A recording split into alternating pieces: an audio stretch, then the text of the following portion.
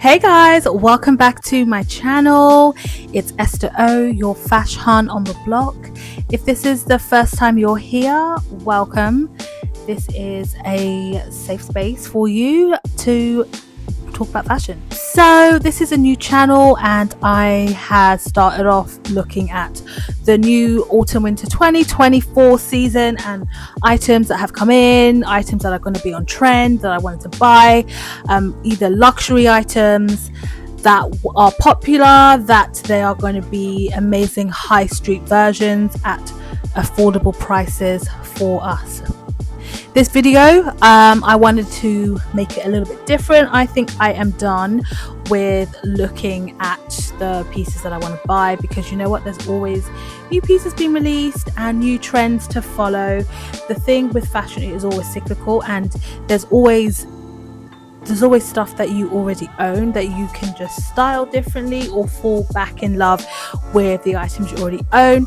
I'm sure you guys all know the feeling is when this week the weather changed drastically here in the UK as we entered September, and I was just looking at my wardrobe being like, I have nothing to wear, and I have like so many clothes, but I'm like, I have nothing to wear. What am I going to wear? It's like I've lost the inspiration for dressing, because I'm still like, I haven't brought out my autumn winter clothes yet, and it's not cold but it's not sunny, so it's just a bit jumbled. But those moments are okay. Like, you don't need to be stylish all the time, and sometimes I feel like I need to always put an effort to be stylish, but I think it's okay to just be like, I can't be bothered today. And that was what this week was about. So also what's happening in this week in fashion is we have Fashion Week.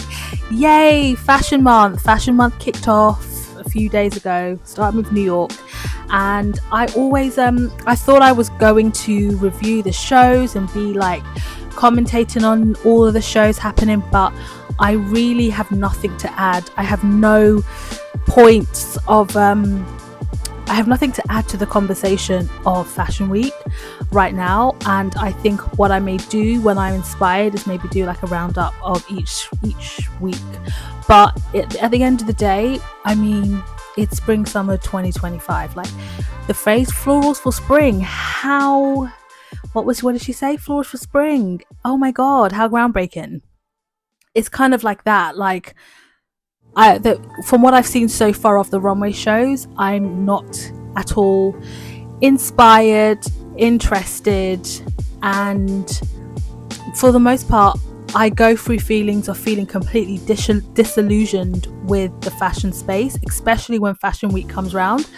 I'm always just a bit, I'm never excited about seeing the runway shows. I've gone to like off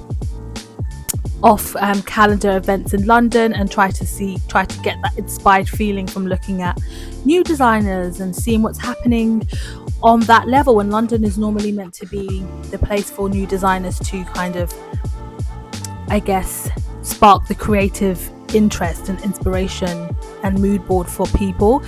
But the last time I went, I also was just a bit underwhelmed with the output on the catwalk, but the general environment of Fashion Week isn't really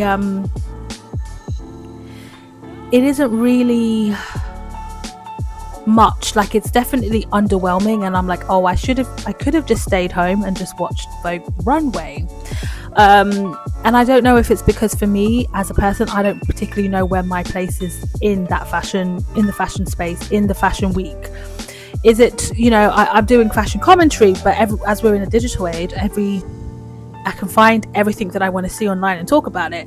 Being at the shows, a lot of people who are there are all trying, not all, but most are trying to become like influencer bloggers, so they're there to be seen and they're wearing outlandish creative outfits that are fashionable, but like to want to network and connect with real fashion individuals, that's also, I find it quite hard to do in those spaces. But yeah, I don't know how I feel, but all I know is from the past 3 days of seeing the Fashion Week, it's just solidified my complete disillusionment with fashion. Disillusioned. I think I was saying it wrong. I'm completely disillusioned with fashion. I've lost the enthusiasm, the energy. I don't feel any sort of connection or emotion to the runway photos that are being trickled down on my feed. Is it just we've reached the fever pitch and the end of Fashion Week as we know it? Every season there's always a negative complaint about Fashion Week. Last season was about all the TikTokers who were ruining fashion spaces when it comes to Fashion Week. But look, they're there to do a job. They're hired because at that point in time they have a huge following, they're popular, they're being invited to shows. It's not going to be forever. Times are going to change, but that's what the conversation was about, all these TikTokers ruining New York Fashion Week, to be specific. And this season right now there is no buzz around Fashion Week, and I'm just tired. I don't know what would the ideal Fashion Week look like. What is the future of Fashion Weeks?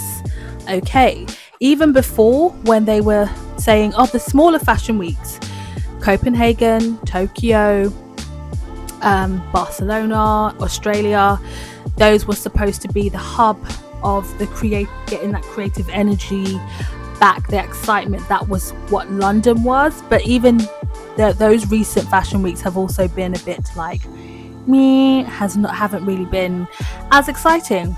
So it's not really about the smaller cities being where the creative it is. I think what's generally just been established now, how difficult it is in the current economic climate to be a creative person, to be an artist, to want to succeed in your dreams of design or fashion design, and how many people have had to give up on those dreams to pursue stable careers and stable jobs. So the industries have lost their bright young talents, because even if you did work in the industry, in the creative aspect, it's very hard to live off design assistants salary in the most expensive capitals in the world. So why is Fashion Week failing? Why is the buzz and the energy gone? Well, a lot of people who would be in those spaces aren't there, have probably walked away from the industry. So it's gone. A lot of the designers, especially for London Fashion Week, they had some great designers who kept that punk anti-establishment aspect of the London fashion scene, because London was anti-establishment. It was where all the young designers it was the playground for that, to run around and smash things up. And you had the commercial minded designers at New York Fashion Week, you had the traditional heritage houses in Paris and Milan, and you had maybe more the trade aspects in Milan, and then Paris was the very stubby old guard of fashion is Paris. But London was that space to be creative. But all of the cities, especially New York and London, have seen probably the most decline in people, the creative people, being not the influencers, not the content creators, not the public figures, not the celebrities, not the influencers dressing up, but the actual movers and shakers behind the scenes who aren't trying to build personal brands. They have gone or never pursued working in the industry once they graduated with their degrees, and therefore the creative aspect of the industry is suffering, and has been suffering for a long time. Hence why, if you look back on the decades, every decade had its own thing, had its own signature of the zeitgeist. But we've been really going back every 10 years, every 5 years, with bringing back things from the past, different nostalgic aspects. I even spoke about it last week, about there being nostalgia for the most recent past of fashion. We keep going back because we seem to not really know how to create from the now, and there isn't really, it just feels dead. And I think I saw an article when somebody asked, is New York Fashion Week dead? And somebody said it's on life support. So who's going to pull the fucking plug? Okay, because it seems to just be continuously on life support, and there isn't really it's not being revived. And you could argue, look at it from one aspect of the old guard of Fashion Week. You have the Anna Wintours and those people who are still holding on to the power of fashion. So there's nothing else. You would like start off as an assistant intern and you would want to move your way up in the industries, but then you would always reach a glass ceiling because those at the top aren't actually moving on or leaving their place, their space. So that's also a very real thing. And I think I saw a tweet by another well-known fashion commentator / stylist called Kim Bino. She's based in Australia. You've probably come across her work. She said the same for the Australian fashion industry, whereas people just employ, it's the same upper middle class people who are moving around in the jobs and employing each other and maintaining their power, and therefore the creative aspect is stale. You could also even look at the musical chairs of all the different creative directors who are just moving from brand to brand to brand, and therefore the houses are staying stale. It's like, it's stale and it's stagnant, and it seems like that's what the powers that be want, but again, I don't know if it's just literally always been like this, but we're just so much more critical because of social media. Means you have to be very judgmental and observant of everything and have a comment for everything, right? I don't know, I wasn't there in the past, but it leads me back around to myself as somebody who studied fashion design, styling and promotion about 10 years ago, and then I did in-house PR for a brand for about 4 years, and then I tried to do a fashion PR agency for a while, and I realized it was not for me, and then I left the fashion industry, and I've only come back now in the fashion industry, but in a different role, in a different type of role, in a non-creative, direct creative role. And I wonder how others also fare with starting. It's very easy to start out as an assistant, as an intern, as a coordinator in the specific fun creative sides of the industry. And the thing is, when you study a creative degree, you are a creative person. Your brain is like, the muscle for creativity is stronger than the muscle for like the other aspects. And why shouldn't you want to still, you chose to follow that path for a reason. It's very hard to turn that away and walk away from that. It's actually one of the most heartbreaking things ever, because so much of it is ingrained in who you think you are as a person. Your self-esteem, your sense of self-worth, your identity is really ingrained in you being this creative person. And now I'm like, okay, I may not directly be in the creative space that I used to be, but I need a creative outlet, and I just want to talk about the things that I love.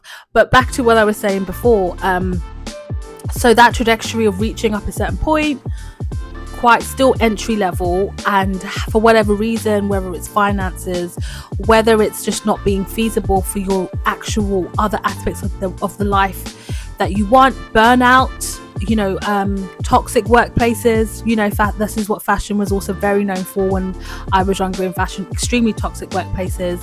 And then people walk away, the bright young talents walk away and leave the industry behind, and therefore we have found ourselves now stale, repeating the past, trying to hold on to an aspect of the past that no longer exists because they couldn't. I don't know the answer to exactly why, but this is why fashion is so stale. There are still aspects that are great and it still exists, and I think there's still hope, right, that there could be some renaissance, but there's a lot of real life issues of the industry that need to be addressed, and I'm talking about people working in the industry, the anonymous people who are actually making all the wheels turn, the experiences that they have working in some of the companies, some of the houses, some of the spaces, the burnout behind overworked, burnt out, underpaid to produce a lot of amazing things. It doesn't inspire longevity in any case. It seems to only really focus the industry space on the young, bright things who are naive and just full of ambition and are like starry-eyed and completely green, and there will never be a shortage of those kids who, with all enthusiasm, throw caution to the wind, jump head straight into this industry and get burnt or burnt out, and the cycle continues. I am completely aware of being a black woman in the fashion industry, and that's a whole other topic to delve into, and those experiences working in an industry where you're not seen out there at all, hardly ever seen. You hardly see yourself. I hardly come across other black women or men working in the fashion industry.